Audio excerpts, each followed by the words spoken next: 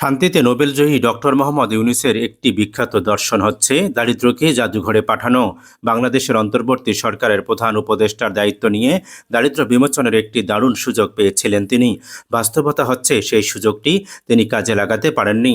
তার আমলে দেশে নতুন করে ৩০ লাখেরও বেশি মানুষ দরিদ্র হয়েছেন। বিশেষজ্ঞরা বলছেন, বৈষম্য বিরোধী ছাত্র আন্দোলন থেকে সৃষ্ট গণ অভ্যুত্থানের মধ্য দিয়ে আওয়ামী লীগ সরকারের পতনের পর ২০২৪ সালের ৮ই আগস্ট অন্তর্বর্তী সরকারের প্রধান উপদেষ্টা হিসেবে শপথ নিয়েছিলেন ডক্টর মোহাম্মদ ইউনূস। ঠিকভাবে দায়িত্ব সামাল দিতে নিজের পছন্দমতো উপদেষ্টা পরিষদ এবং বিশেষ সহকারী নিয়োগ দিয়েছিলেন তিনি।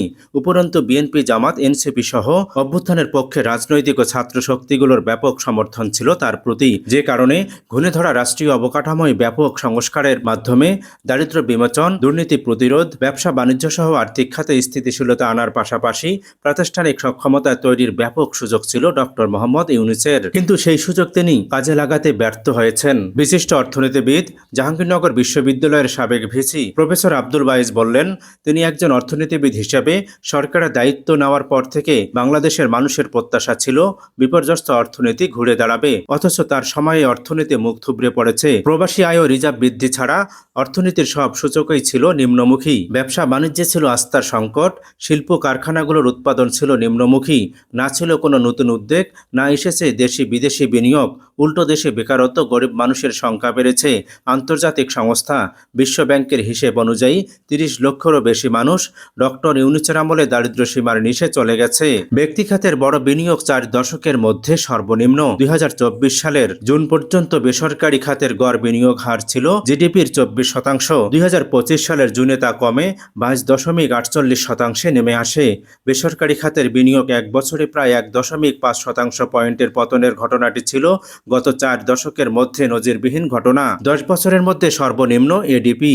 শুধু যে বেসরকারি বিনিয়োগ কমেছে তা কিন্তু নয়, সরকারি বিনিয়োগ গত ১০ বছরের মধ্যে সর্বনিম্ন পর্যায়ে নেমে এসেছে। বেসরকারি গবেষণা প্রতিষ্ঠান সিবিডির প্রতিবেদন অনুযায়ী বার্ষিক উন্নয়ন কর্মসূচি বা এডিপি বাস্তবায়ন ছিল গত ১০ বছরের মধ্যে সর্বনিম্ন। সরকারি বিনিয়োগ হিসেবে প্রচলিত এডিপি বাস্তবায়নের হার জুলাই থেকে নভেম্বর পর্যন্ত ছিল 11.৫%। গত ১০ বছরে এর চেয়ে কম এডিপি বাস্তবায়ন হয়নি বাংলাদেশে। খেলাপি ঋণের হার ছিল বিশ্বে সর্বোচ্চ।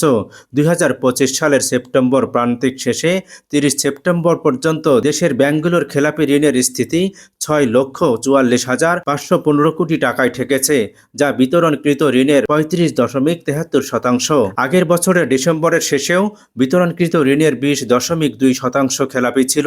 এর মধ্যেই ব্যাংক খাতে যে পরিমাণ খেলাপি বেড়েছে তা একেবারেই নজিরবিহীন। গবেষণা সংস্থার তথ্য পর্যালোচনা করে দেখা গেছে, বাংলাদেশের ব্যাংক খাতে খেলাপি ঋণের হার এখন বিশ্বে সর্বোচ্চ। ২৩ লাখ কোটি টাকা ঋণের বোঝা। নির্বাচিত সরকারের ঘাড়ে ২৩ লাখ কোটি টাকা ঋণের বোঝা রেখে বিদায় নিয়েছেন ডক্টর মোহাম্মদ ইউনূস। বাংলাদেশ ব্যাংকের তথ্যানুসারে ২০২৪-২৫ অর্থ বছর শেষে দেশি বিদেশি উৎস থেকে নেওয়া সরকারি ঋণের পরিমাণ ছিল ২২,৫০,৯০৪ কোটি টাকা। চলতি অর্থ বছরের জুলাই ডিসেম্বর মেয়াদে ব্যাংকিং উৎস থেকে ৬১,১৪৮ কোটি টাকা নিয়েছে ডক্টর ইউনূসের অন্তর্বর্তীকালীন সরকার। এছাড়াও আলোচ্য সময়ে আরও প্রায় ১৩,০০০ কোটি টাকার বিদেশি ঋণ নেওয়া হয়েছে।